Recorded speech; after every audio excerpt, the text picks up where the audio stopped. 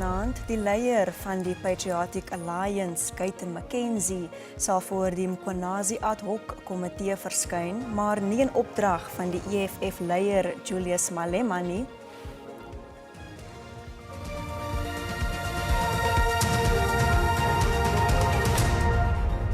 Goeienaand en welkom by die nuus in Afrikaans.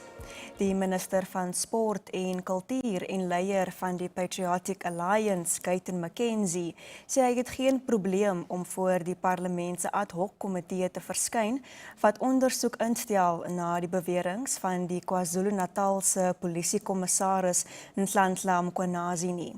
Hy het egter bygevoeg dat hy nie sal verskyn omdat die EFF-leier Julius Malema sê hy moet nie.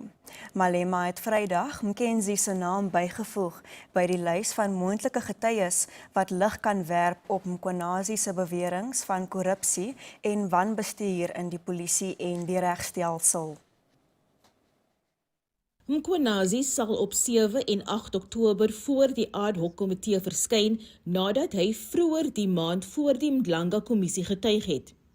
Die komitee het Vrydag 'n voorlopige lys van 34 name bekend gemaak wat hy as moontlike getuies wil roep.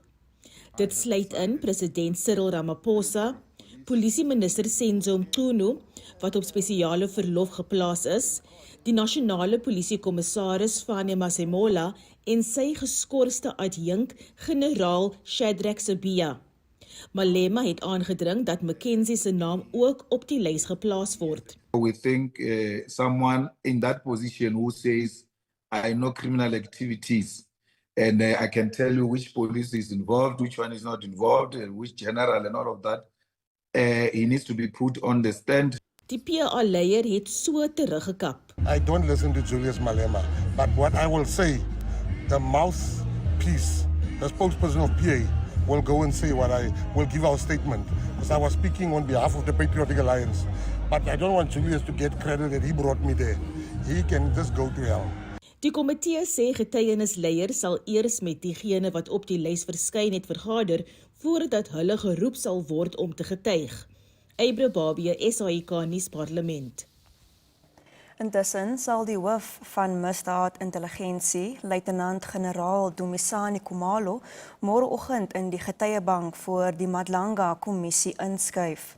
Khumalo is een van die sleutelfigure wat moontlik meer lig sal kan werp op Mkhwanazi se beweringe van misdadigheid, politieke inmenging en korrupsie in die strafregstelsel. Khumalo is die 5de getuie in die ondersoek wat 2 weke gelede begin het. Hy het die taakspan oor politieke moorde gelei en sal na verwagting getuig oor die werksaamhede van die polisie. Mkhwanazi het beweer dat die inhegtenisneming van lede van 'n beweerde syndikaat gelei het tot die ontbinding van die eenheid. Volgens Mkhwanazi was Khumalo se inhegtenisneming in Julie op aanklagte van bedrog en korrupsie 'n komplot om ondersoeke oor georganiseerde misdaadsyndikaate van koers af te stuur. Khumalo is saam met 6 senior polisiebeamptes op die OR Tambo internasionale lughawe in hegtenis geneem.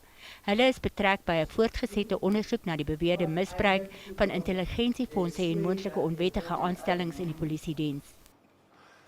Die voormalige president Thabo Mbeki het die KwaZulu-Natal se polisiekommissaris Nhlanhla Mkhwanazi geloof omdat hy die beweerde verrotting in die polisie en strafregstelsel blootgelê het. Mbeki sê hy is vol vertroue dat die Mdlanga-kommissie die aantuigings deeglik sal ondersoek. Mbeki het met die SAIK gepraat by die ANC se politieke skool in Durban. Mbeki sê die kommissie sal lig werp op wie verantwoordelik gehou moet word vir die verrotting in die polisie. The kind of rot that is set in our country is pointing to a very, very important issue, this connection between crime and government, criminals and politicians, the weakening generally of the criminal justice system, including all its elements, policing, prosecution, etc. I'm very, very glad that Nhlanhla Mkhwanazi had the courage to speak out on this thing.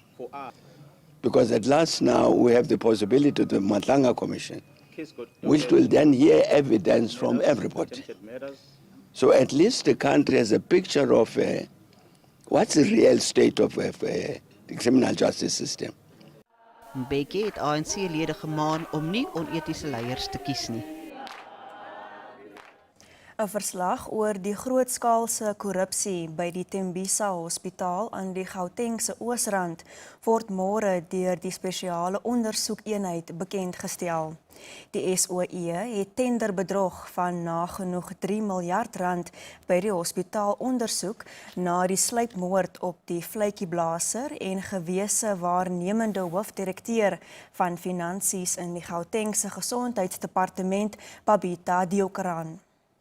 Deokaran is in Augustus 2021 doodgeskiet nadat sy die finansiële hoof van haar departement, Lerato Modio, oor haar bevindings ingelig en kommer uitgespreek het dat haar lewe moontlik in gevaar is.